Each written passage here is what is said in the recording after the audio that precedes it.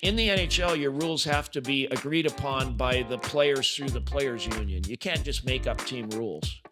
You make up rules, the players' union looks at the rules and says, okay, those rules are okay.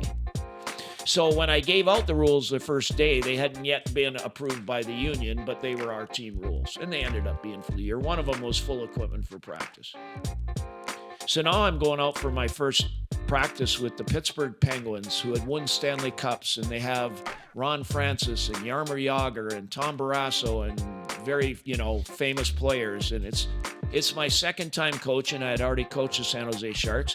I'm as nervous as anybody would be. I'm as nervous as you would be coaching the Pittsburgh Penguins my first day. So I'm out there, and of course on my mind as I walk out for practice is Jaromir going to wear a helmet? Because everybody's asked me.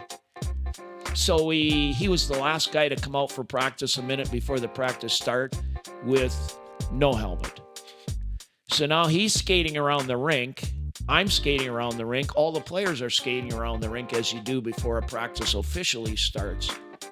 And I've got a devil on my right shoulder and an angel on my left shoulder, and they're having an argument of whether I should go tell him to put his helmet on.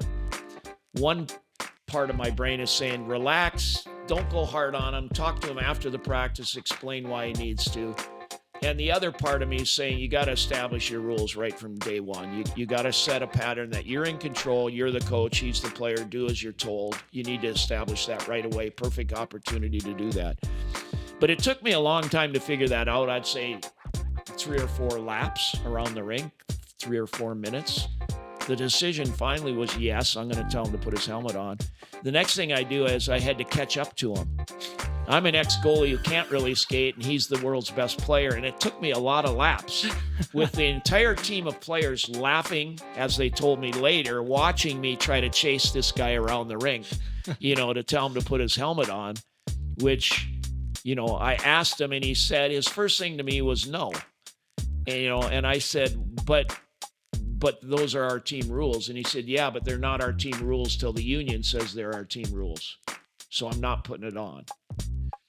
So I begged again, listen, the rules are going to pass. You're going to have to wear it. Why don't we just start that way? And he was nice enough to go in the locker after an argument of a minute or so. He was nice enough to go in the locker room and put it on.